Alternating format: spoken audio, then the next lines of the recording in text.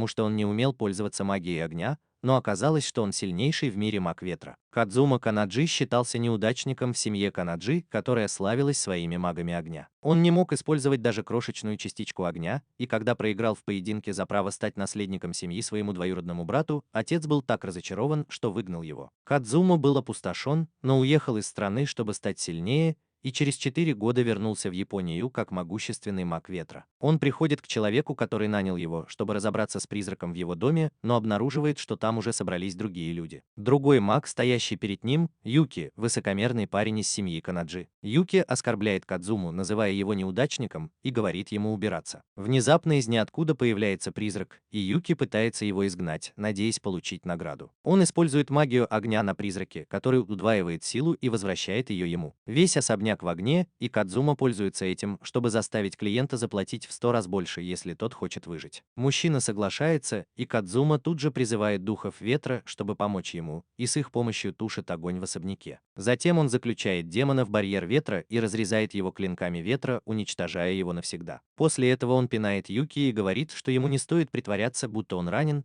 потому что семья Канаджи находится под защитой огненных духов, и такой слабый огонь им не страшен. Юки просыпается и удивляется, что Кадзума теперь может использовать магию ветра. После инцидента с клиентом Юки возвращается в особняк Канаджи и рассказывает главе семьи Юга, его дочери Аяны и отцу Кадзумы Дженме о том, что он научился магии ветра. Все они удивлены, услышав это. Ночью таинственный маг ветра нападает на Юки и его друзей, а на следующее утро Юга и Дженма находят их мертвыми. Они вызывают главу клана Фуга, семьи магов ветра, которые служат семье Канаджи, чтобы расследовать это дело. Фуга говорит, что мужчин убила магия ветра намного сильнее их собственной, и все думают, что это сделал Кадзума. Чубо все еще не верит в это, поэтому он посылает брата Юки и еще одного сильного члена семьи, чтобы они схватили Кадзуму. Аяна идет с ними без разрешения, чтобы помочь своему кузену, но брат Юки настаивает, что сам отомстит за своего брата. Когда они добираются до строительной площадки, где его видели в последний runs towards him. но Аяна оказывается в ловушке в ветровом барьере. Она призывает свой огненный меч и использует мощную магию огня, чтобы рваться сквозь барьер, но это нелегко. Тем временем двое мужчин находят Кадзуму и обвиняют его в убийстве 3 членов семьи. Кадзума отвечает, что он ничего не делал, и они говорят ему сказать то же самое главе семьи. Однако Кадзума заявляет, что он больше не член их глупой семьи, и Юга должен прийти сюда, если хочет поговорить. Он использует магию ветра, чтобы сбить журавля и обнаружить шпиона из семьи Фуга, который прячется за ним. Двое мужчин угрожают Кадзуме, что применит силу, если он не будет сотрудничать, и он говорит им, что они могут попробовать. Брат Юки заряжает огненный шар, но прежде чем он успевает атаковать, Кадзума использует магию ветра, чтобы заставить шар взорваться и вырубить его. Внезапно он чувствует чье-то злое присутствие позади себя,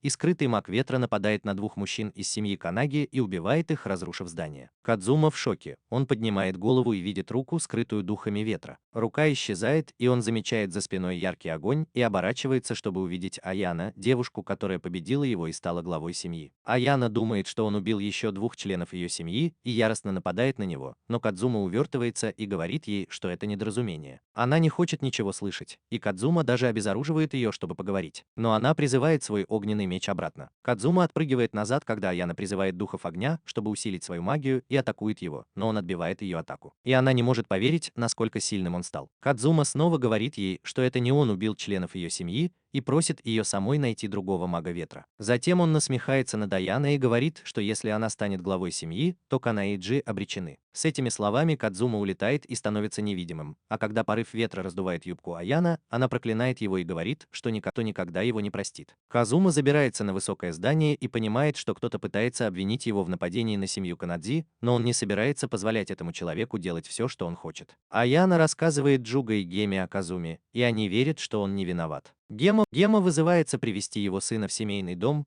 и Казума готов применить силу, если сын не послушается. Он звонит Казуме и просит его встретиться с ним ночью. Когда он слышит его голос, в памяти Казумы всплывают ужасные воспоминания. Когда он проиграл Аяна, Гема назвал его по фамилии Канадзи, и хотя он извинился и умолял остаться, Казуму ударили и выгнали из семьи. Тогда он был слабаком, который не мог пойти против отца, но последние 4 года он провел в банде и теперь хочет показать, кто сильнее. Они встречаются ночью, и Гема сразу же просит Казуму сдаться. Он отказывается и говорит, что если Гема хочет вернуть его, то пусть сразится с ним. Гема принимает вызов, и Казума атакует его ветряными лезвиями. Отец отражает их все с помощью автоматического огненного щита, даже не двигаясь. Затем Гема нападает на Казуму, который может только убегать от огня и использовать барьер ветра, окруженный огнем со всех сторон. Он задыхается и замечает, что огонь Гемы не обжигает ничего, кроме его цели, и из-за этого контроля его называли сильнейшим огненным пользователем в семье. Гема говорит Казуме приготовиться, потому что теперь он не будет сдерживаться, и призывает огненных духов на помощь, создавая мощный огненный шар.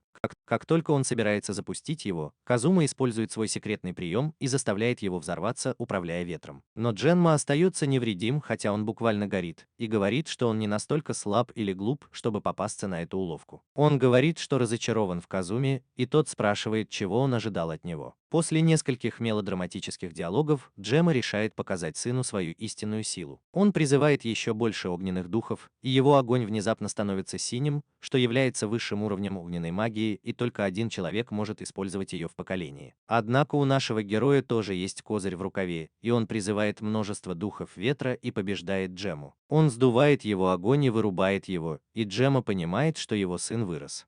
Казума смеется, празднуя победу, но потом, после победы над отцом, он теряет цель в жизни.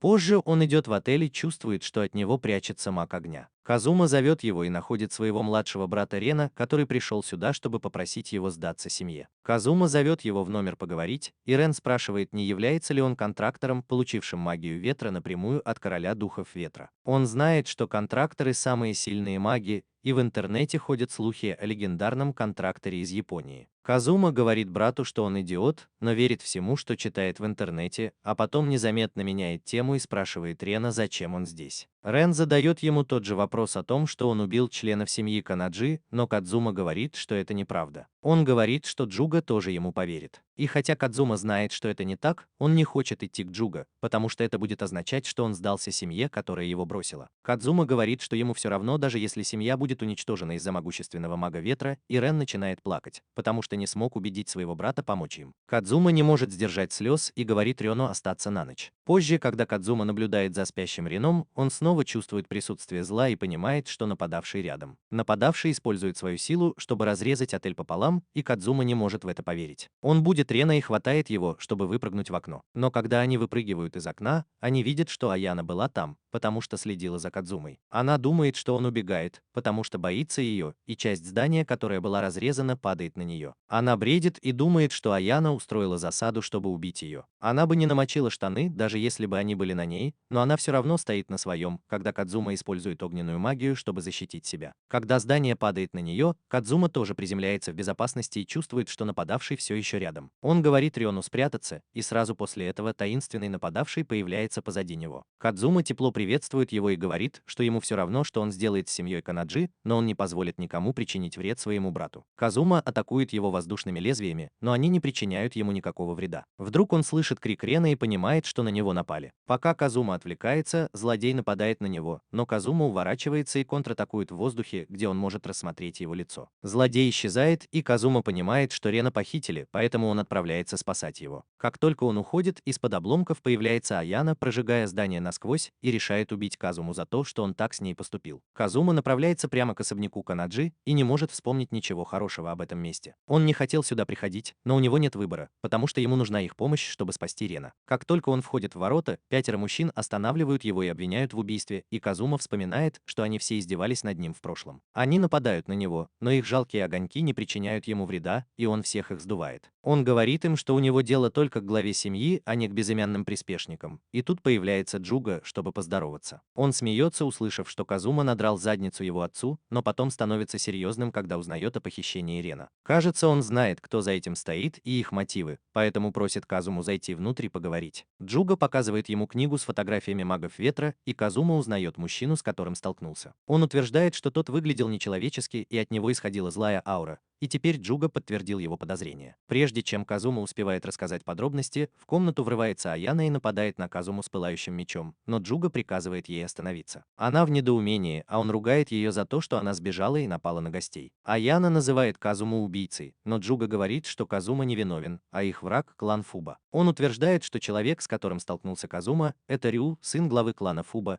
и что все члены клана пропали без вести с тех пор, как его заметили. А это значит, что они все замешаны в заговоре. Аяна не может в это поверить, потому что клан Фуга был их верным слугой на протяжении многих поколений, но Джуба рассказывает ей историю, которая произошла раньше. Он говорит, что когда-то клан Фуга был печально известной семьей преступников, и семья Канаджи едва победила их в войне 300 лет назад. Они запечатали источник силы клана Фуга, которым был могущественный демон, которому они поклонялись. Казума и Аяна потрясены, и Джуга предполагает, что они похитили Рена, чтобы принести его в жертву и освободить демона и снова стать могущественными. Казума приходит в ярость, услышав это, так как он вспоминает другого человека, которого любил и который стал жертвой. Джуга говорит им, что демон, которому поклонялся клан Фуга, заперт в мощной огненной печати, которая сжигает любого, кто к ней прикоснется. Единственные, кто может выжить в этой силе, это ближайшие члены главной семьи Канаджи, потому что они создали эту печать и могут ее снять. Как только демон будет освобожден, он вселится в одного из членов клана Фуба и наделит его огромной силой, а другие члены клана получат способность управлять злыми духами. Джуга считает, что Рю уже одержим злыми духами, и скоро он станет демоном. Он уверен, что как только демон освободится от печати, он узнает Рена как члена семьи своих врагов и поглотит его.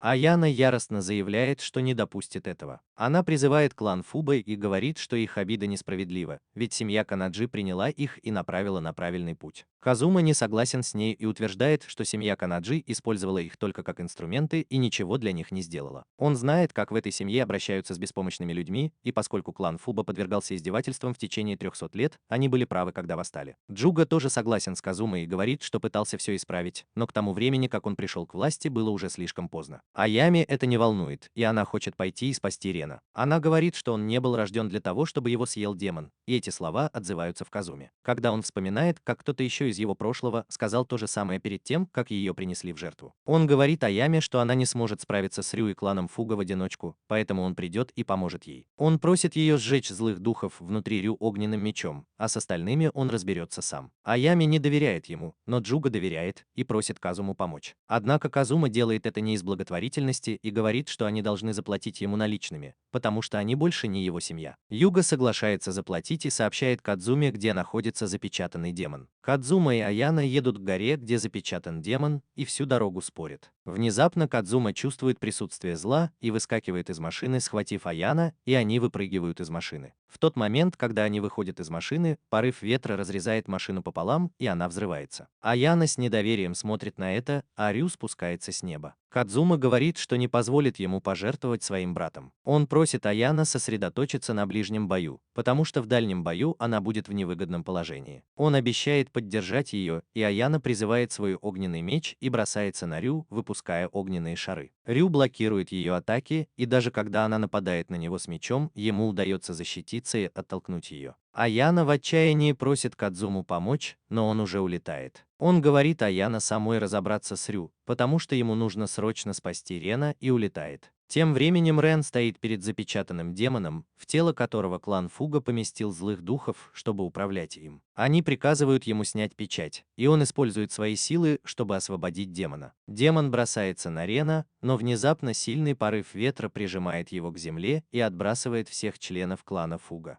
Кадзума появляется из вихря и спасает своего брата, а затем заключает демона в барьер ветра. Он отводит Рена к своей каменной кровати и приводит его в чувство, изгоняя злых духов из его тела. Рен обнимает его, а Кадзума щипает его за щеки и спрашивает, почему его так легко похитили эти неудачники. В этот момент появляется Фуга и спрашивает Кадзуму, почему он помогает семье Канаджи, ведь он их тоже ненавидит. Кадзума отвечает, что морально поддерживает их, но Джуга заплатил ему 100 миллионов иен, чтобы спасти Рена, так что он не может его предать. Фуга называет его капиталистической сволочью и нападает на него, но Кадзума легко отбивается. Внезапно в небе появляется Рю, и Кадзума понимает, что он уже победил Аяна. Злые духи внутри Рю притягивают демона и освобождают его от барьера. Кадзума нападает на демона, но это бесполезно, и демон проникает в Рю, превращая его в Пикколо с волосами. Глава клана Фу радуется и думает, что теперь они победят в битве с семьей Канаджи. Но одержимый демоном Рю использует прием Уна обратный и мощной атакой убивает весь клан Фуба, прежде чем улететь. Кадзума защищается барьером ветра и понимает, что демоны вырвались на свободу после стольких лет заточения. Он знает, что сейчас Рю направляется в дом Канаджи, чтобы отомстить. Хотя Кадзуме на самом деле все равно, ему нужно, чтобы Джуга остался жив, чтобы получить вознаграждение. Поэтому он решает полететь к нему, но сначала ему нужно забрать тяжело раненого Аяна. Казума осматривает ее и понимает, что она заражена злыми духами, и если так пойдет и дальше, то ее тело будет разрушаться и она умрет. У него есть лекарство, которое может ее спасти, но оно слишком редкое и дорогое, поэтому он не хочет его давать. Рен возражает, что Аяна умрет, если не дать ей лекарство, но Казуме все равно. Он думает, что это будет даже хорошо, потому что Рен сможет унаследовать фамилию после ее смерти. Рен приходит в ярость, услышав это, и его огонь активируется. Он требует у Казумы лекарства. Он этого и добивался, потому что, разозлив Рена, он быстрее раскроет его потенциал. Казума дает Аяне лекарство, но она не может его выпить из бутылочки. Вы знаете правила, и Казума тоже, поэтому он кормит Аяну через поцелуй. Она тут же выздоравливает и, открыв глаза, потрясенно смотрит на Казуму. Она то краснеет, то злится и спрашивает, что он пытался сделать. Рен обнимает ее и говорит, что Казума использовал редкое лекарство под названием эликсир, чтобы вылечить ее, и Аяна не может в это поверить, потому что эликсир был еще более редким, чем подружка-сорняк. Она вынуждена поблагодарить Казуму, но он не хочет, чтобы она чувствовала себя обязанной, потому что он заработает еще 100 миллионов иен, спасая ее от отца. Аяна злится, но Казума говорит ей, что она слишком легко проиграла бой. Он советует ей бросить меч и взять кухонный нож, как и положено женщине, и Аяна еще больше злится. Она нападает на него, но он останавливает ее и говорит, что так она сможет победить настоящих врагов. Он кружит ее, а потом зовет Рена, и семья из милого дома улетает. Они замечают одержимого демоном Рю, и Кадзума боится, что его воздействие может пробудить и других злых духов и демонов. Рен видит, как из-под земли поднимаются злые духи и прыгает вниз, чтобы сразиться с ними, а брату говорит, чтобы тот не вмешивался. Кадзума и Аяна встречаются лицом к лицу с Рю. Аяна бросается на него с огненным мечом, а Кадзума поддерживает ее сильным ветром, но Рю все равно сильнее их. Он появляется позади Аяны и нападает на нее, почти сбивая с ног. Она делает шаг вперед, блокируя его удар, и Кадзума подхватывает ее. Рио призывает темные торнадо, и Кадзума говорит Аяна, чтобы она сосредоточилась на том, чтобы разрубить его мечом, а он займется своей магией ветра. Он открывает путь внутри торнадо, чтобы Аяна могла добраться до врага, а сам собирает духов ветра и создает высокий торнадо, который пронзает облака. Торнадо обрушивается на Рю и прижимает его к земле, разрушая все вокруг. Аяна поражена силой Кадзумы и, видя, что Рю повержен, атакует его, но он все равно блокирует ее удар. Видя, что она не может справиться с врагом, Кадзума решает использовать свою истинную силу, чтобы победить в этом бою. Он просит Диану отвлечь Рю, пока он готовит что-то серьезное. Она недовольна, что он не помогает ей сражаться, и вымещает свое раздражение на Рю. Пока она сражается, Кадзума медитирует, и врата духов в его сознании открываются, и он просит силы у короля духов. Аяна тем временем проигрывает Рю и, оставшись без меча, думает, что не сможет победить. Но она не готова быть такой жалкой неудачницей, и когда Рю уже собирается напасть на нее, она призывает свой меч и превращается. Она атакует его мощным оранжевым пламенем, нанося ему большой урон, а затем отрубает ему руку. Затем Аяна падает на колени и создает огненную сферу, которая сжигает все вокруг. Рю получает много урона, но несмотря на все усилия Аяна, он все еще жив. Она в ужасе от своей судьбы, потому что у нее больше нет сил сражаться с ним. Внезапно сзади появляется Кадзума и говорит, что она молодец. Она опирается на него и замечает, что его глаза стали голубыми. Кадзума говорит ей, что голубые глаза – это знак короля духов ветра, который он получил после заключения с ним контракта. Оставив Аяна в недоумении, Кадзума подходит к Рю и использует свою силу против него. Он создает гигантский торнадо, который видно из космоса, и давит на Рю со всех сторон. Атака Кадзумы полностью остановила его, и он говорит ошеломленной Аяна, что это ее шанс нанести удар. По его сигналу Аяна бросается к Рю и пронзает его мечом. Он взрывается и возносится на небеса после очищения. А Кадзума сразу после этого теряет силы и падает на землю. Аяна спрашивает его, почему он не мог победить, раз он контрактор. Но Кадзума отвечает, что она бы всю жизнь чувствовала себя неудачницей, если бы он спас ее до того, как она смогла что-то сделать.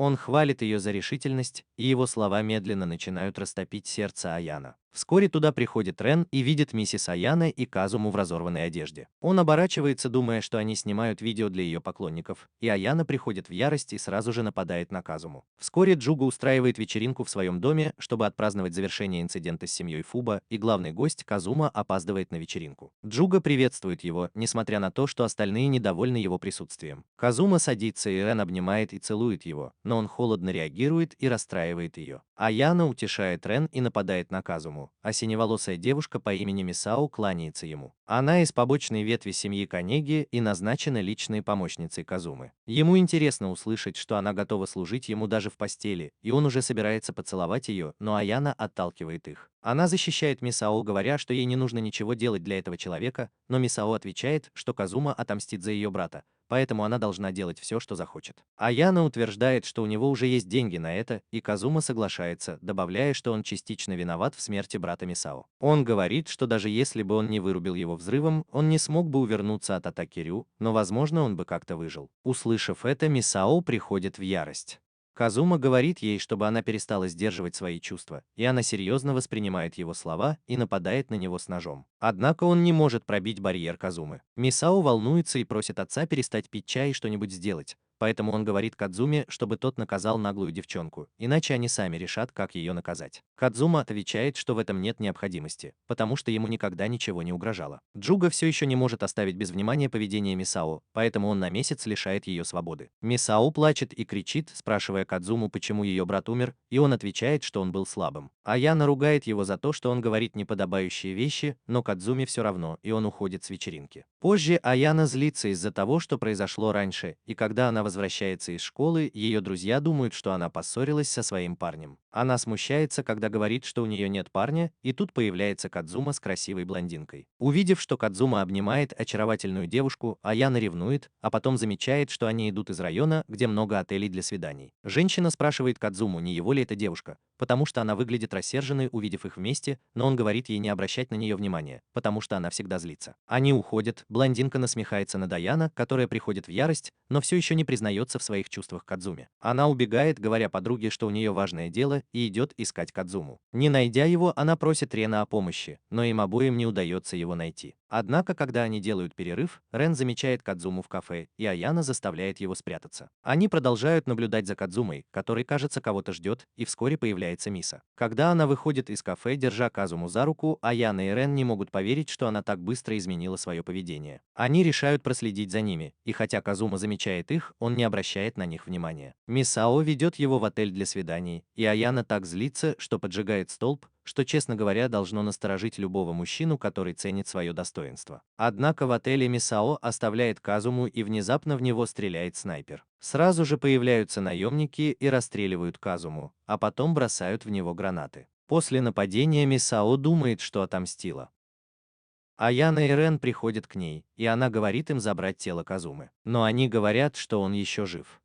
Его нет перед ними, и вдруг налетает торнадо и уносит наемников. Мисао не может в это поверить и приказывает снайперу снова выстрелить, но Казума говорит, что он уже разобрался с ним. Он говорит Мисао, что ее план был неплох, но им не хватило огневой мощи. Он утверждает, что она изменилась, но она чувствует, что он ее совсем не знает. После этого Аяна задерживает Мисао, но та выбрасывает сумочку и убегает. Аяна и Рен преследуют ее, а Казума поднимает сумочку, вспоминая, что прошло 10 лет с тех пор, как он впервые встретил Мисао. Суман, Аяна загоняет Мисао на крышу и заявляет, что накажет ее за содеянное. Девушки готовы драться, но Казума подходит к ним, чтобы вернуть сумочку, и говорит Аяна, что она не должна пытаться навредить Мисао, ведь она хотела убить его. Аяна отвечает, что она будет мстить снова и снова, если ее не накажут, но Кадзуме все равно, потому что она никогда не сможет стать достаточно сильной, чтобы противостоять ему. Миса приходит в ярость, услышав это, и атакует Кадзуму слабыми огненными заклинаниями в упор, но его барьер ветра блокирует все. Миса продолжает безрассудно нападать на него и проклинает за убийство ее брата. Вскоре начинается дождь, и ее огонь гаснет. Она падает на колени и начинает плакать, а Кадзума, как джентльмен, пытается накинуть на нее свой пиджак, но она отбрасывает его, говоря, что никогда не простит его. Кадзума говорит ей делать, что она хочет, и уходит, а Аяна и Рен следуют за ним. Когда Мисао остается одна на крыше, она слышит, как кто-то зовет ее сзади и спрашивает, нужна ли ей сила, чтобы отомстить. Даже не взглянув на него, Мисао принимает странную силу, которую он предлагает, и думает, что он ее ангел-хранитель. Она получает способность управлять слизью и убивает незнакомцев, чтобы поглотить их жизнь. жизненную силу и становиться сильнее. Этот инцидент доходит до семьи Канаджи, и вскоре Аяна приходит в гостиничный номер Кадзумы с заданием от своего отца. Она показывает ему фотографии многих жертв, которые умерли после того, как что-то высосало из них жизнь. Все эти случаи произошли недавно, и Джуга хочет, чтобы Кадзума их расследовал, потому что пользователи ветра хорошо разбираются в таких делах, и поскольку у них больше нет клана Фуга, они могут рассчитывать только на него. Чага просит Аяну помочь ему поймать преступника, но когда она видит его куртку, то вспоминает, как Казума заботился о Мисао, хотя она пыталась его убить. Она не понимает, почему Мисао для него важнее всех. Внезапно Казума прерывает ее мысли и говорит, что недавнее убийство, похоже, дело рук демона, и ему не нужна ее помощь, потому что она будет только мешать. Услышав это, Аяна приходит в ярость и уходит, сказав Казуме, что не станет ему помогать, даже если он будет умолять. Она избивает случайных прохожих на улице, чтобы выплеснуть свой гнев, и Казума замечает ее с крыши отеля. Он этого и добивался. Он хотел разозлить ее и сделать гиперактивной, чтобы она стала идеальной приманкой для демона-вампира. Вскоре его приманка привлекает добычу, и Аяна с друзьями оказываются на странной улице с пугающей атмосферой. Внезапно из трещин начинает сочиться странная слизь, и девушки, которые некоторое время бежали, оказываются в тупике. Аяна достает меч и начинает рубить слизь, но, сражаясь с врагами с обеих сторон, быстро устает. Казума все это время наблюдал за ней и думает, что это отличный шанс для него вмешаться. Он выходит на пустую улицу и с помощью магии ветра проникает в странное место, где оказались девушки. Аяна рада его видеть, но Кадзума говорит ей сосредоточиться на предстоящем сражении, пока он разбирается со слизнем, который приближается сзади. Она подчиняется его приказу и атакует слизня огнем, сжигая его. Аллея возвращается в нормальное состояние, и Аяна благодарит Кадзуму за помощь, но он благодарит ее за то, что она была хорошей приманкой. Она злится, узнав, что он использовал ее. Кадзума улетает, сказав, что благодаря ее помощи он нашел организатора, и она следует за ним. Кадзума выяснил, что Мисао виновница этого инцидента. Он идет в парк, где она сидит и излучает зловещую ауру. Кадзума спрашивает ее, знает ли она, что делает, и она отвечает, что становится сильнее, чтобы отомстить за своего брата. Она уверена, что, поглотив жизненную силу тысяч людей, она превзойдет Кадзуму и убьет его. В этот момент появляется Аяна, готовая сражаться, но и Кадзума и Мисао говорят ей не вмешиваться. Аяна достает свой огненный меч, говоря, что не простит Мисао за убийство невинных людей, но Кадзума останавливает ее. Она сопротивляется, окутывая себя огнем, и, увидев это, Мисао убегает, потому что знает, что еще не готова сражаться с Кадзумой. Она исчезает, как только Аяна собирается напасть на нее, и Аяна спрашивает Кадзуму, почему он позволил ей сбежать. Она говорит ему, что теперь семья Канадзи возьмется за ее наказание, но Кадзума говорит, что не позволит никому вмешиваться в его дела. Он сбивает пламя Аяны и исчезает, оставляя ее в недоумении, что же ей теперь делать. Она возвращается домой и рассказывает Юга обо всем, и он поручает Миса наказание ее семье. Отец Миса хочет убить ее, и он уже отрекся от нее. Шуга уволил Кадзуму и нанял другого человека, чтобы помочь им найти сбежавшую девушку, но Кадзума сказал ему, что все еще ищет ее. Отец Миса думает, что не сможет наказать свою дочь, пока Кадзума мешает, и Аяна вызывается помочь им остановить Кадзуму. Они идут в духовное отделение полиции, где детектив Кири, та самая женщина, которую Аяна видела с Кадзумой, рассказывает им, где находится Миса. Когда Кири говорит Аяна, что их отделение недавно сформировано и они хотят, чтобы к ним присоединились талантливые маги,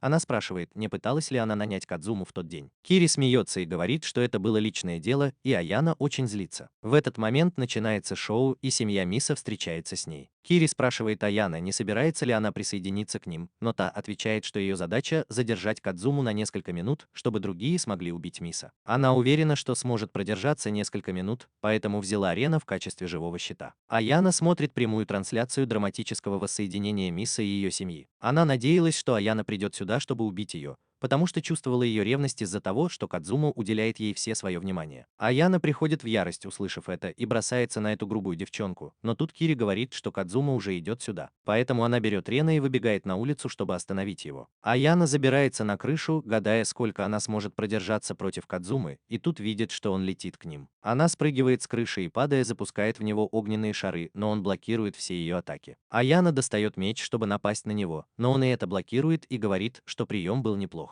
Внезапно он исчезает, и Аяна падает, пока он не подхватывает ее в последний момент. Аяна краснеет и говорит Кадзуме, что напала на него с намерением убить, поэтому он отпускает ее, и Рен спасает ее, подставляя плечо. Когда Кадзума спускается, он спрашивает, неужели она действительно думала, что сможет его остановить, и Аяна уверенно отвечает, что сможет. Она выставляет перед собой красный щит и заявляет, что теперь Кадзума не сможет напасть на нее, и она может сдерживать его столько, сколько захочет. Она просто хочет дождаться, когда Мисао накажут, но Кадзума говорит, что она все неправильно поняла. Он считает до 3, и внезапно в церкви, где была Мисао, происходит взрыв злой ауры. Кадзума и остальные бегут в церковь и видят, что Мисао сама убила всю свою семью. Она улыбается, когда Кадзума подходит к ней и спрашивает, что она чувствует после убийства своей семьи. Мисао отвечает, что они были просто высокомерными придурками, а ее единственным родным человеком был брат, который умер из-за Кадзумы. Она высвобождает свою злую ауру и заявляет, что пришло время отомстить, и призывает темное пламя, чтобы напасть на Кадзуму. Он блокирует первую атаку и даже шквал темных огненных шаров, которые летят следом. Миса ошеломлена, и Аяна говорит ей, что сейчас даже Рен сильнее, чем она, поэтому она не может даже прикоснуться к Кадзуме. Миса не верит ей и говорит, что ее ангел сказал ей, что она достаточно сильна, чтобы убить Кадзуму. Как только она это говорит, появляется ангел, о котором все говорят, и он выглядит как обычный мальчик. Мизо умоляет его показать ей способ победить Кадзуму, но мальчик говорит ей, что с ее нынешней силой она не сможет победить его. Она в шоке и спрашивает, почему он так говорит, если раньше сказал, что она достаточно сильна, чтобы убить его. Мальчик насмехается над ней, говоря, что она просто дура, которая поверила его лжи. Сила, которой можно управлять, ограничена при рождении, и никто не может превысить этот предел, сколько бы энергии он ни поглощал. Миса в ужасе, когда мальчик напоминает ей о невинных людях, которых она убила, и она сходит с ума, прежде чем потерять сознание. Аяна и Рен подбегают к ней, но их отбрасывает прочь злая аура. Кадзума понимает план мальчика, стоящего перед ними. Он использовал Миса как инструмент, чтобы поглотить больше силы, чем она могла выдержать, и теперь он собирался забрать ее. Мальчик подтверждает его теорию, говоря, что ему нужен член семьи Канаиджи, чтобы собрать достаточно силы, чтобы победить Кадзуму. Затем он представляется как заклятый враг Майкла Кадзумы. Он произносит фразу о том, что следует только правде во имя звезд и мудрости, и заявляет, что пришел отомстить за своего хозяина. Кадзума запомнил эти слова, потому что они связаны с самым ужасным воспоминанием в его жизни. Мужчина, который убил девушку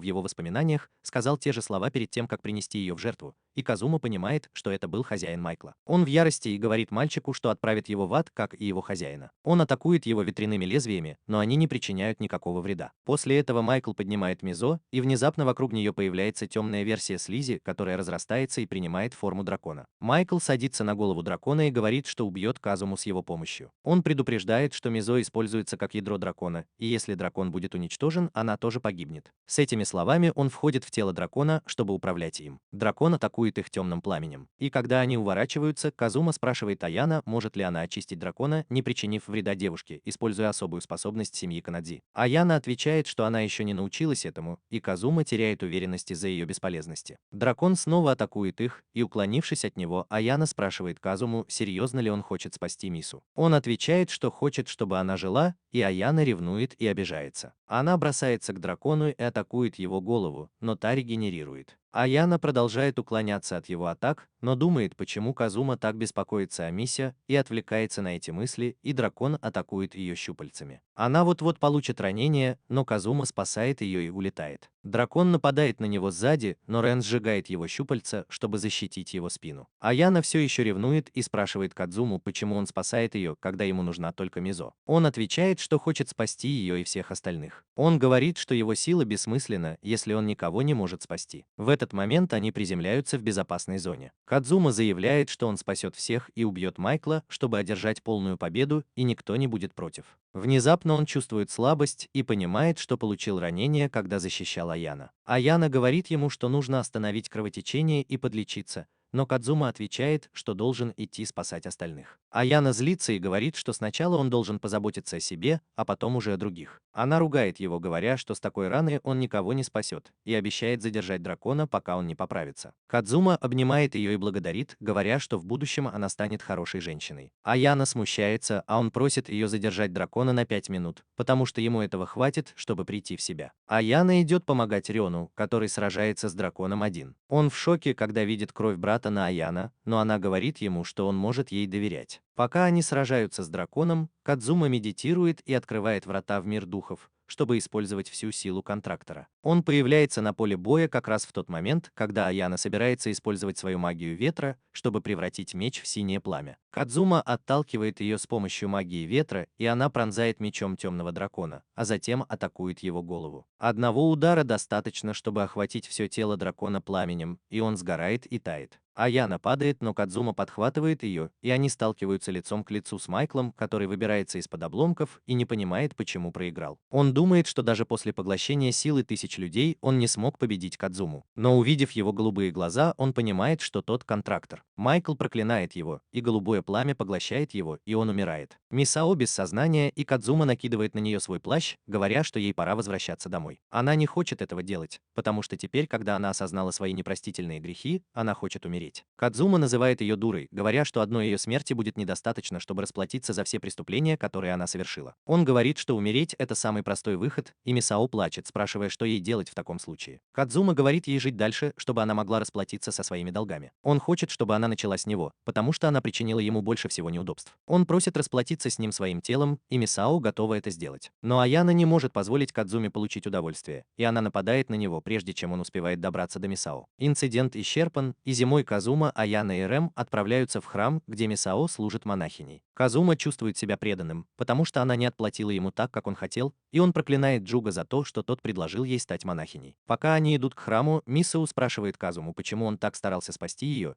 и он вспоминает случаи из своего детства. Над ним издевались люди из других семей, потому что он не умел пользоваться магией, и они сожгли его просто чтобы посмеяться над ним. В тот раз Мисса заступилась за него и остановила хулиганов, поэтому он хотел отблагодарить ее. Она не может поверить, что он зашел так далеко только из-за одного случая. После молитвы Казума говорит Мисса, что скоро придет к ней, чтобы потребовать долг, и она действительно не хочет, чтобы монашество помешало ему. Аяна недовольна этим и продолжает приставать к Казуме, который молча уходит. Через несколько дней Аяна узнает, что в ее школе происходит что-то сверхъестественное, потому что таинственные огни видны даже тем, кто не видит духов. Аяна говорит Джуга, что не чувствует в своей школе ничего злого, и он отвечает, что даже если духи в этом районе не злые, обычные люди все равно будут пугаться, увидев их. Он хочет, чтобы Аяна взялась за это дело, и она с радостью соглашается. После этого Джуга говорит ей, что нанял для нее телохранителя, и она отвечает, что никто из других семей не сможет ее защитить. В этот момент приходит Казума и говорит ей, что он ее телохранитель, нанятый за деньги, и Аяна возмущается. Она спорит с ним, утверждая, что не нуждается в его помощи, а Джуга вздыхает и говорит, что в таком случае передаст расследование специальному полицейскому подразделению. Идана представляет, как Кири проводит время с Казумой ночью, пока они расследуют дело в школе, и не хочет, чтобы они сближались, поэтому она берется за это дело. Казума тащит ее в школу, где Аяна спрашивает, почему он взялся за такую мелкую работу. Он отвечает, что Джуга живой человек, и ему платят хорошие деньги даже за такие глупые задания. Когда они заходят в школу, Аяна что-то чувствует и спрашивает Казуму, не чувствует ли он то же самое. Но он говорит, что он всего лишь телохранитель, и ему платят только за это. Она расстраивается и решает действовать сама. Она собирается выстрелить огненным шаром в кусты, но Казума сбивает ее с ног, и она промахивается. Она набрасывается на него, спрашивая, зачем он сбил ее с ног, и он называет ее дурой, прежде чем указать на кусты. Там прятались друзья Аяна, желтые и синие, и они пришли посмотреть на таинственные огни. Аяна спрашивает их, откуда они знают об этом происшествии, ведь оно должно быть секретным, и желтый смеется, говоря, что она работает на КГБ и ЦРУ, поэтому знает все секреты школы. Аяна говорит своим друзьям, чтобы они шли домой, но они не хотят пропустить редкое сверхъестественное явление в своей школе. Они утверждают, что не нужно бояться духов или призраков, потому что Аяна с ними. Если ситуация выйдет из-под контроля, Казуно их спасет. Он говорит им, чтобы они перестали фантазировать, потому что ему заплатили только за то, чтобы он защищал Аяна, и он не будет возиться с ними. Аяна злится на него, но не может отправить своих друзей обратно, поэтому соглашается взять их с собой.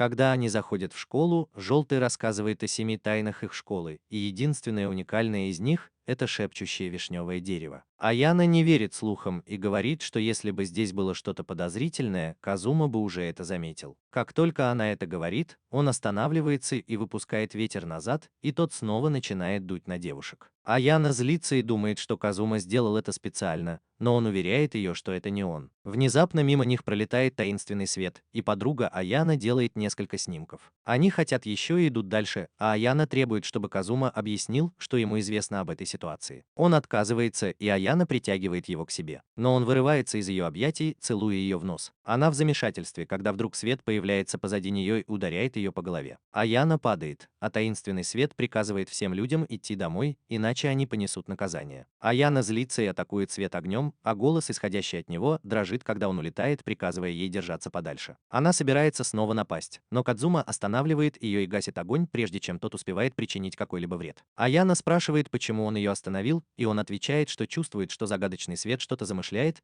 и хочет найти его убежище, следуя за ним. Аяна не совсем уверена, но позволяет Кадзуме вести их. Вскоре загадочный свет начинает проказничать, заставляя девочек летать, используя сильный ветер. Когда они падают на землю, Аяна злится и гонится за светом, но получает удар в лицо, из-за которого она падает с лестницы. Это еще не конец. Загадочный свет продолжает проказничать, заставляя девочек поскользнуться на воске, бросая в них статуэтку, а затем обливая их холодной водой. Они прячутся в классе, чтобы обсохнуть, и Аяна подозревает, что Кадзума что-то от нее скрывает. Но он наклоняется к ней и читает стихи из Библии, чтобы успокоить ее и заверить, что он защитит ее, несмотря ни на что. Аяна успокаивается, и тут Кадзума замечает, что на заднем дворе собирается ветер. Они решают проверить, и Аяна спрашивает, почему он не заметил этого раньше. Он отвечает, что присутствие того, кто это делает, естественно, поэтому трудно определить, кто это. Как только они выходят на задний двор, на голову Аяна падает ведро, и ее друзья смеются, делая фотографии. Она в ярости и расплавляет ведро, а затем достает свой огненный меч и нападает на загадочный свет, хотя тот просит дать ему время. Когда Кадзума говорит ей остановиться, она начинает плакать, потому что никогда раньше не чувствовала себя так униженной. Кадзума приказывает светящемуся шару подлететь к нему, и голос говорит, что он может поймать его, если сможет. Он легко ловит шар и несколько раз ударяет им об землю, используя силу ветра. Затем он хватает светящийся шар и обнаруживает внутри маленькую озорную фею. Она подмигивает и представляется как Тиана, говоря, что она делает все, чтобы люди не заходили сюда ночью, потому что она их не любит. Аяна все еще злится и собирается напасть на нее, но Кадзума останавливает ее. Ее друзья замечают, что феи и Аяна одного возраста, и обижаются на это замечание. Все смеются над ними, потому что они ведут себя одинаково. А затем Кадзума говорит Аяна, что не стоит расстраиваться, потому что он пригласит ее на ужин, чтобы загладить свою вину. Она смущается, когда друзья поздравляют ее с первым свиданием, но все равно соглашается, чтобы он забронировал самый дорогой ресторан в городе. После этого они спрашивают фею, что она здесь делает. Она отвечает, что исполняет последнее желание умирающего друга. Она летит к засохшему дереву сакуры и зовет других фей, которые оживляют его. Дерево внезапно расцветает, и все удивляются.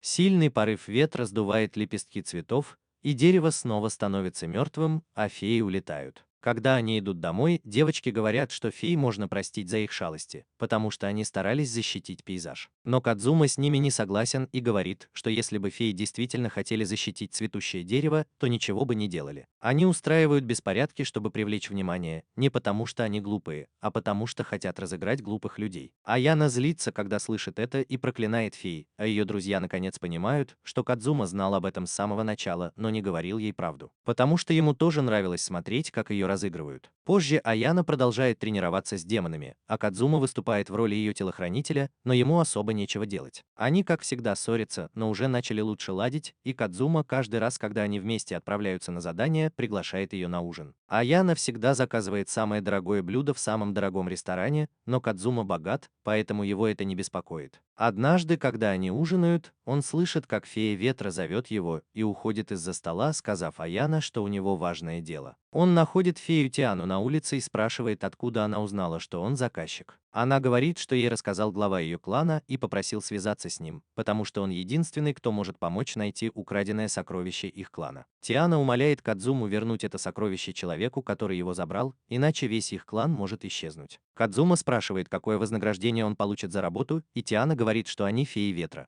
поэтому на этот раз он может сделать им скидку. Ведь он работает на короля духов ветра. Кадзума отталкивает ее и говорит, что даже если у него есть контракт с королем духов, он не будет раздавать им бесплатные подарки. Таяна умоляет его помочь им и предлагает золото и драгоценности, которые есть у них на родине, в качестве оплаты, и он соглашается. Тем временем в другом месте Рен возвращается домой от друга и видит в парке красивую девушку, которая поет. Он очарован ее голосом, внешностью и подходит к ней, даже не осознавая этого. Девушка приветствует его и просит поиграть с ней, и Рен не может сдержать румянец на щеках. Он соглашается, но перед этим накидывает на нее свой пиджак, потому что на улице холодно. Они садятся на качели, и девушка представляется как Аюми. Она выглядит грустной, но веселится, играя с Реном. Когда они собираются уходить, он говорит, что они должны снова встретиться, и она вдруг становится серьезной. В этот момент перед ними останавливается Эван, и из машины выходит несколько вооруженных охранников. Они отталкивают Рена и прижимают девушку к земле, готовясь применить электрошокер. Рен нападает на охранников и освобождает Аюми, чтобы они могли убежать, но один из них стреляет ему под ноги. Рен использует использует свою огненную магию, чтобы расплавить пистолет, и говорит, что не стоит связываться с семьей Канаджи. Охранники в шоке от услышанного, но потом объявляют, что они из семьи Суа, и с ними тоже не стоит связываться. Рен в шоке, потому что знает, что семья Суа – лучшие маги Земли, чья сила сравнима с силой семьи Канаджи. Охранники говорят ему, чтобы он оставил девушку в покое, потому что она их собственность, но он начинает вести себя как феминист и говорит, что она ничья. Он думает, стоит ли ему рисковать и вступать в конфликт с их семьями, и в итоге решает не вмешиваться и просто защищает девушку, сказав охранникам оставить ее в покое. Они убегают, но перед этим говорят, что он за это заплатит. Аюми благодарит Рена и просит его об одолжении отвезти ее в одно место, куда она очень хочет попасть. Он соглашается и берет ее с собой, а семья Суба сообщает Джуга, что Рен украл их собственность. Джуга рассказывает об этом Аяна, которая в шоке от того, что Рен что-то украл. Джуга беспокоится за парня, потому что тот не отвечает на звонки, и семья Суба может напасть на него. Джуга обратился за помощью в полицию и попросил Аяна быть наготове. Когда она уходит, он спрашивает, есть ли у нее личный или экстренный номер Казумы,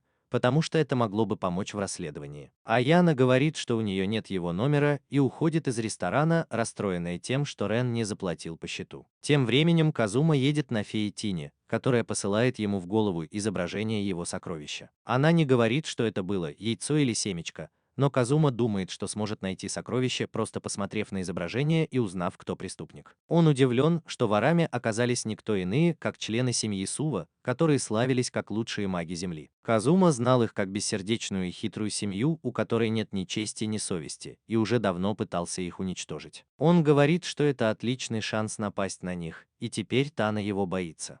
Казума добирается до поместья Сува, и землетрясение говорит ему, что они уже в пути. Он использует ветер, чтобы найти сокровище феи, но обнаруживает, что его нет в поместье. Услышав это, Тиана паникует и боится, что ее убьет глава клана. Однако Казума говорит ей не паниковать и сосредоточиться на голосах, доносящихся из поместья. Слуги докладывают женщине по имени Курёха о том, что они потеряли сокровище. Казума удивляется, услышав ее имя, потому что слышал много неприятных слухов об этой женщине. Корея, которая командует слугами семьи Сува от имени своего больного отца, хочет во что бы то ни стало сохранить сокровище до завтрашней церемонии. Услышав это, Казума понимает, что церемония, о которой они говорят, проводится для того, чтобы остановить извержение вулкана Фудзияма. И насколько он знает, это отвратительное событие. Тиана хочет знать, какое отношение их сокровище имеет к церемонии, но прежде чем Казума успевает что-то сказать, Кира замечает его и использует свою гравитационную магию, чтобы сбросить его с обрыва. Казума в шоке, потому что люди, владеющие магией Земли, не должны были его заметить, ведь он парил в воздухе. Он разрушает гравитационный контроль Курёхи и разбивает стеклянную крышу, чтобы попасть в зал, где находятся Курёха и ее слуги. Слуги атакуют Казуму острыми кристаллами, но он разбивает их всех одним порывом ветра. Курёха в шоке, увидев, что он использует магию ветра, а затем внезапно Тиана падает и ударяется головой о пол. Семья Суба в шоке от появления феи, и Казума пользуется этим. Он поднимает потерявшую сознание Тиану и объявляет войну семье Суба от имени фей, чьи сокровища они украли. С этими словами Казума улетает в безопасное место, где рассказывает Тиане свой план. Он хочет дождаться, пока семья Суба найдет сокровище, а когда они принесут его домой, он поймает их на месте преступления и накажет. Он смеется как сумасшедший, думая, что будет весело уничтожить их семью. Пока они ждут каких-то действий, Таджани надоедает Казума, и она просит его хотя бы рассказать ей, зачем семье Суба нужно сокровище фей, чтобы остановить извержение вулкана. Он рассказывает ей историю происхождения церемонии, которая началась 300 лет назад. Тогда вулкан извергался с огромной силой, и высвободившаяся энергия породила гигантского зверя, который нанес много разрушений. Семья Суо столкнулась с ним, и их глава заключил договор с королем духов земли, и с его помощью ему удалось запечатать зверя. Но семья погибла, столкнувшись с таким могущественным монстром, и даже печать, которую они наложили, не смогла его сдержать. Казума утверждает, что печать действует только 30 лет, поэтому они провели грандиозную церемонию, чтобы запечатать монстра. Во время церемонии один из членов семьи Сува должен отдать всю свою магию и жизнь, чтобы запечатать монстра, и после этого они умирают. Таан в ужасе от того, что они пожертвовали членом своей семьи, но все еще не понимает, какую роль в этом играет сокровище фей. Тем временем Рен с Аюми идет к морю, как она и просила. Она извиняется за то, что заставила его пойти на это ради нее. Рен спрашивает, что она имеет в виду, но Аюми внезапно прижимается к нему, и он забывает обо всех вопросах. Они садятся на поезд, и Аюми говорит Рёну, что вернется в семью Сува, когда увидит океан. Он спрашивает, почему она хочет вернуться туда, где с ней так плохо обращаются, и она грустно улыбается, говоря, что ей больше некуда возвращаться. Вскоре они выходят из поезда на последней станции и наслаждаются своим маленьким свиданием, и Рен предлагает Аюми пойти с ним в семью Канадзи, потому что они смогут ее защитить. Она качает головой и говорит, что она из главной семьи Сува, а потом спрашивает, знает ли он о церемонии, которую проводит ее семья. Рен слышал об этом, но вдруг понимает, почему Аюми была так грустна. Она должна была стать жертвой. Он злится, что ее семья убивает ее, но она говорит ему, чтобы он не переживал из-за этого. Она утверждает, что это необходимо, потому что, если ее не принесут в жертву, вулкан извергнется и унесет жизни многих людей. Она рада, что ее жизнь будет полезна для всех и спасет их от катастрофы, но перед этим она хочет оставить после себя счастливые воспоминания. Аюми говорит, что у нее нет настоящих воспоминаний,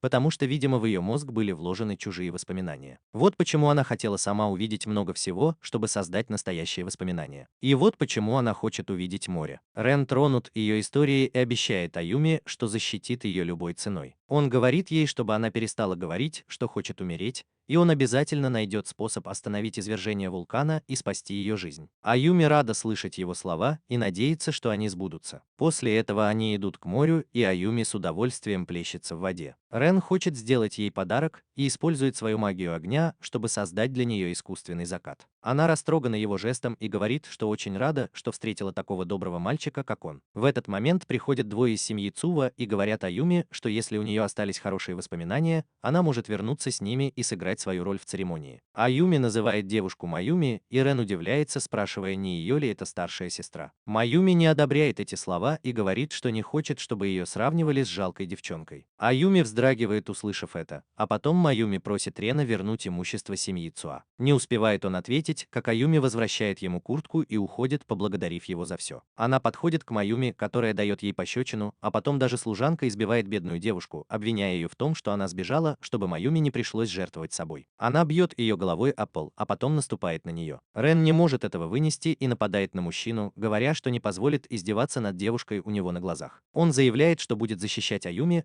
а ее сестра приказывает служанке позаботиться о мальчике. Служанка нападает на Рена и говорит, что все, кому нужна земля, чтобы стоять на ней, находятся в невыгодном положении против тех, кто владеет магией земли. Она управляет песком, чтобы атаковать Рена, который может только уворачиваться и убегать. Он находит временное спасение, встав на бревно, и думает, что же ему теперь делать. Ему приходит в голову идея, но прежде чем он успевает ее осуществить, служанка нападает на бревно и сбивает его с ног. Рен приказывает огненным духам помочь ему и окутывает себя пламенем, а служанка тоже призывает духов земли, чтобы прикончить его. Но его магия не срабатывает, и он понимает, что Рен использует огонь, чтобы растопить песок под ногами и превратить его в магму, которой он может управлять. Рен заявляет, что теперь его очередь атаковать, и запускает мощное пламя в сторону служанок, которые не могут отразить его песчаной стеной. Слугу поджаривают, и он падает на землю, а Рен поворачивается к Маюми и говорит, что теперь ее очередь. Но она приказывает слуге встать, и тот подчиняется, ведь он король Симс и готов сражаться, несмотря на раны. Затем Маюми поднимает Аюми и насмехается над Реном, говоря, что у него странные вкусы, раз он любит такую куклу. Она утверждает, что Аюми даже не настоящий человек, потому что ее создали, скопировав ДНК. Она говорит, что хоть девочка и выглядит на 12 лет, ей всего месяц от роду, и ее воспоминания тоже скопированы. Рен не может в это поверить, но Аюми говорит, что это правда, что ее создали как жертву для великой церемонии. Он падает на колени, переваривая эту шокирующую новость, и Маюми сообщает ему еще одну неприятную новость. Она говорит, что даже если Аюми не принесут в жертву, она проживет не больше нескольких месяцев,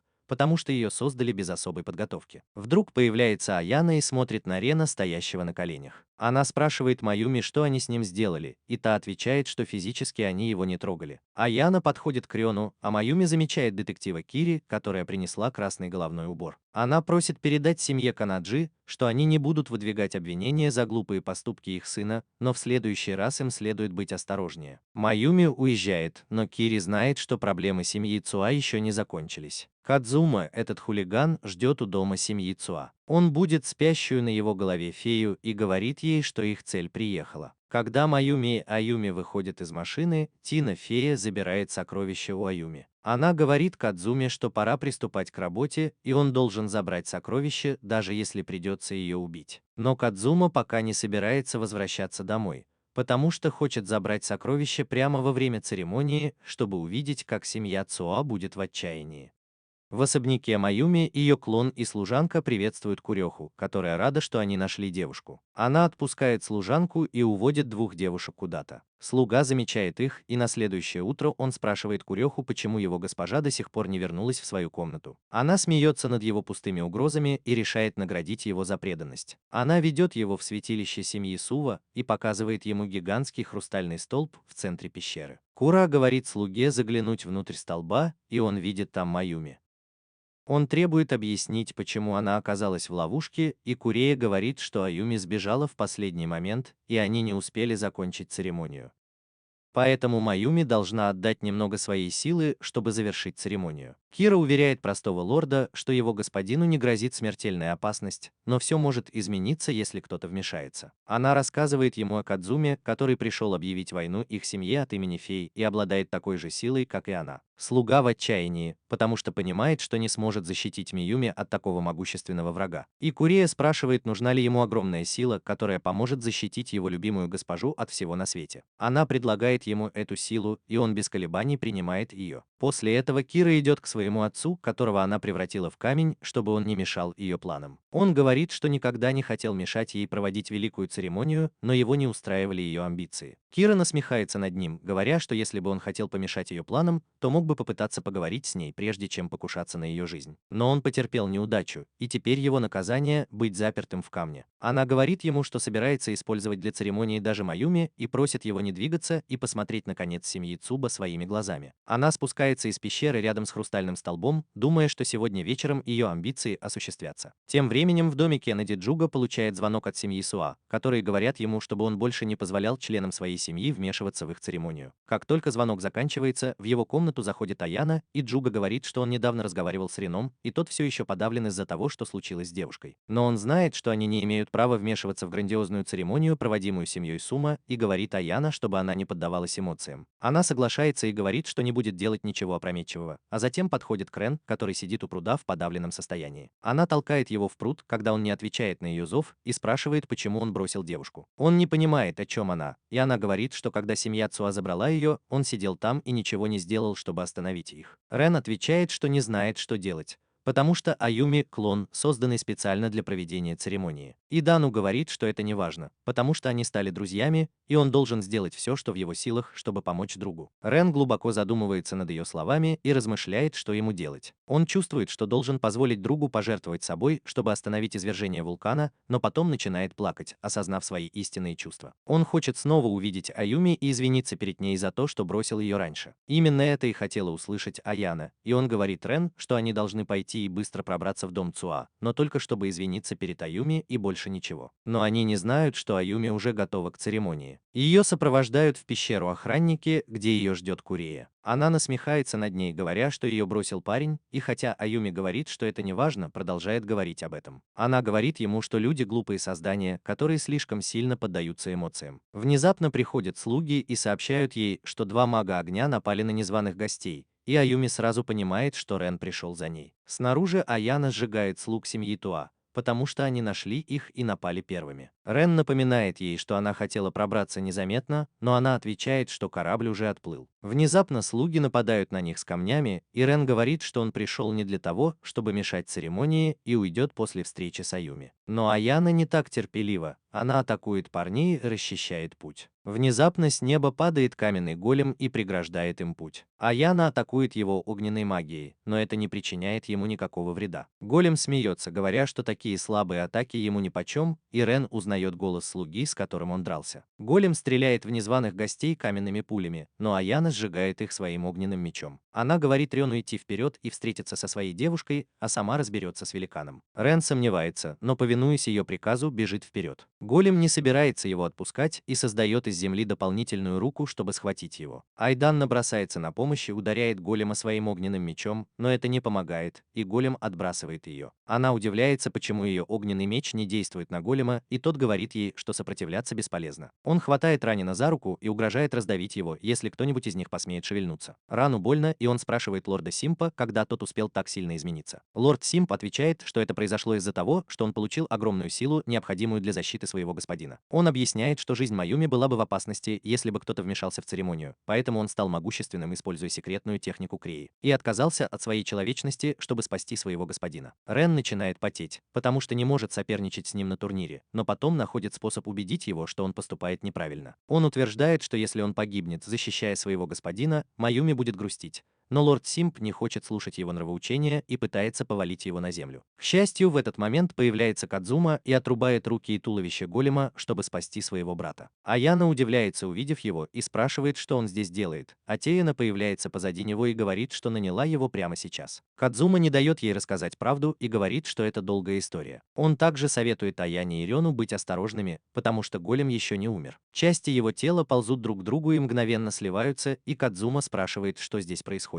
Рен рассказывает ему о лорде Симпе, который пожертвовал своим телом, чтобы защитить свою госпожу. Кадзуме становится противно, когда он слышит это, потому что он знает, что это старый обычай семьи Суа жертвовать чем-то одним, чтобы защитить другое. Когда голем Симп просыпается, он вспоминает, как Маюми поцеловала его без всякой причины. Она сказала ему, что он должен взять на себя ответственность, потому что он был ее первым поцелуем. Он ничего не понимал, пока Маюми не сказала ему, что ее принесут в жертву, чтобы предотвратить извержение вулкана. И поэтому ей нужен был кто-то, кто любил бы ее до конца. В тот день он поклялся ей в вечной верности и решил отдать свою жизнь, чтобы защитить ее от любой опасности. Он встает и говорит Кадзуме и его друзьям, что они не смогут победить его и что он не даст им пройти. Ирана спрашивает Кадзуму, что им делать, и тот отвечает, что если оторвать его от земли, то его регенеративные способности ослабнут. Внезапно Рен спрашивает брата, готов ли он пожертвовать своей жизнью ради него, и Кадзума отвечает, что даже если он спасет его, это будет бессмысленно, если он погибнет. Он говорит, что они должны выжить и жить долго и счастливо. Это был ответ, которого ждал Рен. Он подходит к голему, решив разобраться с ситуацией самостоятельно. Рен говорит ему, что их семья слишком зациклена на идее, что нужно чем-то жертвовать, чтобы защитить то, что для них важно. Он заявляет, что это неправильный подход и что все должны жить счастливо друг с другом. Сим говорит ему, что у них нет выбора, потому что их судьба связана с предотвращением извержения вулкана. Рен считает, что настоящий враг, которого им нужно победить, это вулканический зверь. Но Симу надоела его болтовня, и он атакует его гигантской волной земли. Рен отвечает огненной атакой, которая пронзает землю и попадает в голема, пока волна все еще движется к нему. Казума сдувает его своим сильным ветром и говорит Аяна, чтобы она внимательно посмотрела, что сделал его брат. Голем корчится от боли, когда Рен сжигает его огнем, и его тело начинает распадаться, пока он полностью не разрушается, и Симп освобождается от каменной брони. Аяна была потрясена, потому что даже ее огненный меч не мог нанести урон голему. И Казума сказал ей, что в отличие от нее, Рен атаковал агентов, которые превратили человека в голема, не причинив ему вреда. Она была потрясена, что Рен может использовать такие техники высокого уровня, которые даже она не может использовать. После этого Рен говорит Казуме, что он понял, что настоящий враг, которого они должны победить, это чудовище, запертое в вулкане. Аяна против этой идеи, но Казума находит ее забавной и говорит, что его брат определенно похож на него. Пока они спорят, в них летит огромный валун. Они уклоняются от него, и Аяна достает свой огненный меч, чтобы атаковать Куру, которая послала в них валун. Однако ее огненный шар даже не задевает ее и падает на землю. Она спускается с неба и называет Рен лорда жалким за то, что он проиграл, несмотря на то, что поделился с ней силой. Затем она поворачивается к Казуме, который спрашивает ее, получила ли она силу управлять гравитацией от чудовища. Кириона ставит ему высший балл за его догадку и говорит, что она позаимствовала эту силу у великих монстров, которых ее семья держала взаперти. Рен и Казума понимают, что она последний босс в этом раунде и готовятся сразиться с ней. Однако Казума хочет, чтобы Рен сначала поговорил со своей девушкой и отправил ее к ней. Ветер приводит его в особняк, и он проходит через разные двери в пещеру, где Аюми готовится к церемонии. Рен падает на землю, не понимая, почему брат отправил его сюда,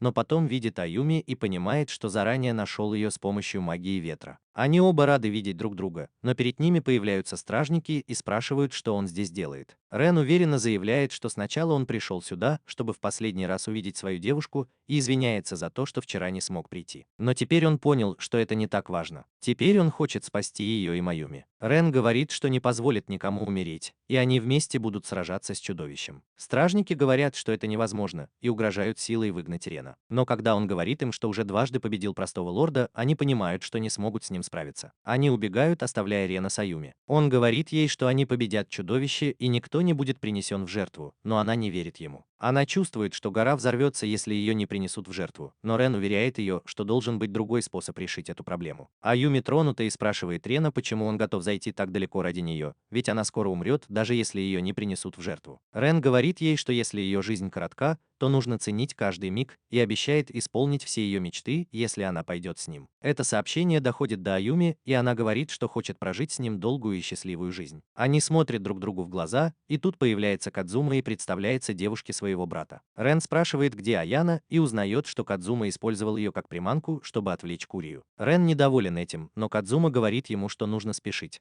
потому что им нужна его помощь, чтобы победить монстра. Перед тем, как уйти, Рен просит Кадзуму освободить Маюми из кристалла. Он разрезает кристалл, освобождает Маюми и держит ее, чтобы она не упала. Но он не знал, что кристалл поддерживал пещеру, в которой они находились. И теперь, когда он разрушен, пещера начинает рушиться. Выход тоже заблокирован, поэтому Кадзума решает пробить крышу, чтобы выбраться наружу. Он использует свою мощную воздушную дрель, чтобы проделать дыру наружу, и выносит всех с собой. Он начинает искать Аяна и видит, где она сражается с Курехой. Он решает немедленно пойти к ней. Но тут его внимание привлекает слабый старческий голос. Кадзума спускается вниз, когда видит странный камень, и Аюми говорит, что это глава семьи Цзуа.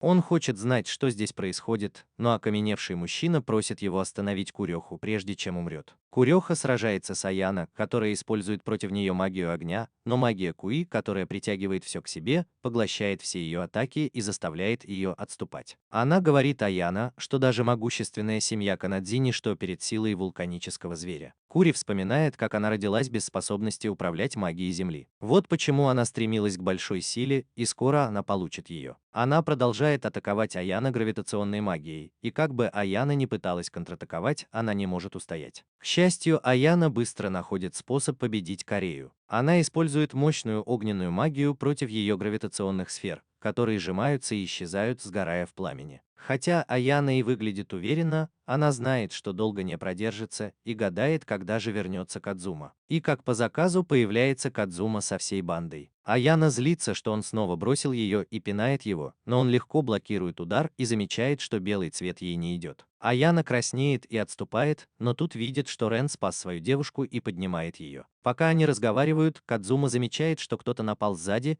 и использует клинок ветра, чтобы разрезать гравитационную сферу Куи. Кадзума заявляет, что теперь она не сможет провести церемонию, потому что Аюми и Миюи освобождены, но Куя настаивает на проведении церемонии и говорит, что заберет их силой. Она говорит, что семья Цуа должна запечатать зверя. Кадзума говорит ей прекратить блефовать и признать, что она хочет только украсть всю силу зверя. Кира в шоке, когда Кадзума говорит ей, что ее отец рассказал об этом перед смертью. Аяна говорит, что один человек не может обладать силой, которая исходит от вулканического зверя, и Кадзума отвечает, что церемония позволит Кьюри справиться с этой силой. Аяна спрашивает, зачем ей столько силы, и Кадзума отвечает, что она тоже из семьи магов, как и он, и у нее ничего не получается. Кьюрия набрасывается на него с упреками, спрашивая, что он знает о ее тяжелой жизни. Кадзума отвечает, что ему все равно, и говорит, что она упускает из виду самое важное. Он напоминает ей, что обычный лорд превратился в камень, когда впитал силу зверя, но она все еще выглядит как обычный человек. Кира не понимает, на что он намекает, и Кадзума объясняет, что зверь, должно быть, поделился с ней частью своей силы, когда она родилась. Вот почему она не могла использовать магию Земли, а зверь использовал ее как посредника для своего воскрешения. Кьюрия ошеломлена и говорит, что зверь не может управлять ее жизнью, чтобы освободиться. Она спрашивает, как зверь, запертый в темноте Земли, может управлять ее жизнью, и Кадзума понимает, что она имеет в виду. Он спрашивает, не заперт ли зверь в пещере с хрустальным столбом, и когда она подтверждает, он понимает, что сильно ошибся. А Иван трясет его и просит рассказать, что случилось, и он нервно говорит, что, убегая из пещеры, разбил кристалл и проделал в нем большую дыру. Перея в ужасе, услышав это, ведь это значит, что печать на звере уже сломана и не подлежит восстановлению. Внезапно земля начинает дрожать, и вулкан окутывает красная аура. Красная энергия концентрируется над разрушенной пещерой, и из нее вырывается гигантский столб лавы. Кираю пробирает дрожь, когда вулканический зверь вырывается на свободу, и она падает на землю, крича от боли. Гигантский зверь, похожий на черепаху, ревет, выбираясь из-под земли. Он возвращает силу, данную Курехе, и завершает трансформацию. Кадзума говорит, что они должны уничтожить зверя, пока он не выбрался из этой области, и все идут сражаться. Рен тоже собирается присоединиться к ним, но Аюми держит его за руку, потому что волнуется за него. Он уверяет ее, что обязательно вернется, и они будут жить долго и счастливо, и уходит с Кадзумой, который переносит их с Аяна к зверю. Рен атакует зверя своим пламенем, а затем Кадзума использует мощный клинок ветра, чтобы разрезать его, но обе атаки оказываются бесполезными. Кадзума подает знак Аяна, и она использует всю мощь своего огненного меча, но зверь отражает даже эту атаку и отбрасывает ее в сторону. Кадзума успевает поймать ее, прежде чем она упадет в лаву, и, насмехаясь над ее слабостью, зверь готовится напасть на нее. Они едва успевают увернуться, когда зверь выдыхает огонь и уничтожает все вокруг. Пока Аюми волнуется за Рена, Корея просыпается и в ярости неосознанно использует магию Земли.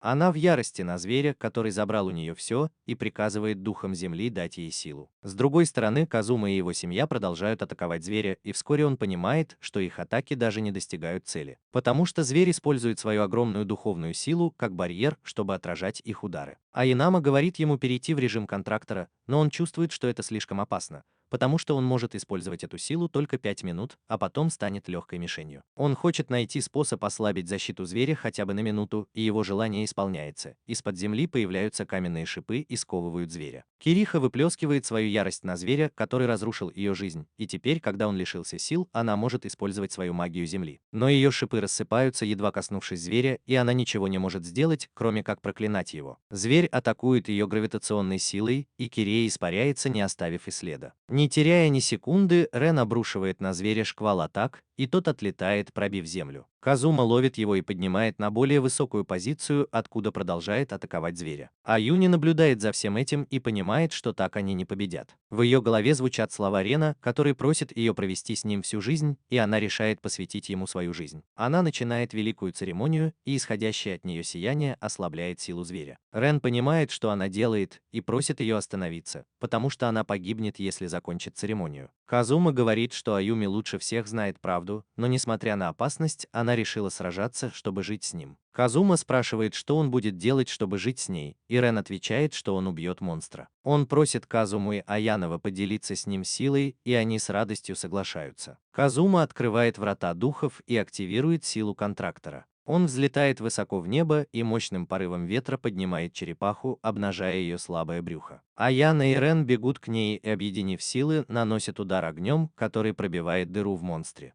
Казума уверен, что победа уже близко, и посылает внутрь дыры циклон, чтобы полностью уничтожить монстра. Монстр взрывается, и Рен падает на землю. Он восклицает, что они победили, но, обернувшись, видит, что Аюми без сознания. Он подбегает к ней, а Казума и Аяна смотрят на него. Она хочет помочь Рену, но Казума останавливает ее и говорит, что ей не нужно этого делать. Затем он объясняет, что нет смысла создавать 12-летнего клона всего за месяц. Он думает, что секрет в том, что сделал ее отец. В этот момент к ним присоединяется фея Тиана и говорит, что мертвый глава семьи Сува украл сокровище фей, яйцо, из которого рождается новый вождь. Казума объясняет, что этот человек, вероятно, использовал яйцо фей, чтобы ускорить рост Аюми, и поскольку она была создана в такой спешке. Очевидно, что произойдет с ее телом, когда она начнет использовать свои силы. Аяна в ярости спрашивает Кадзуму, почему он не остановил ее, когда знал, что она использует свою силу и что это приведет к ее смерти. Кадзума отвечает, что если бы он это сделал, то все они были бы уже мертвы. Аяна спрашивает, за что они вообще сражались, если не за жизнь Аюми, и спрашивает Кадзуму, неужели он ничего не мог сделать как контрактор. Он извиняется за свою слабость, и Аяна, тоже извиняясь за то, что сорвалась на него, прижимается к нему. Кадзума гладит ее по голове и говорит, что на этот раз они оба были слишком слабы, чтобы спасти девочку, и что им нужно стать сильнее, чтобы защитить следующего нуждающегося в помощи человека. Тем временем Рен подходит к Аюми, которая говорит, что не чувствует в себе сил. Он просит ее не быть такой пессимисткой и пытается дать ей ложную надежду, что она будет жить. Но Аюми знала, что ей недолго осталось,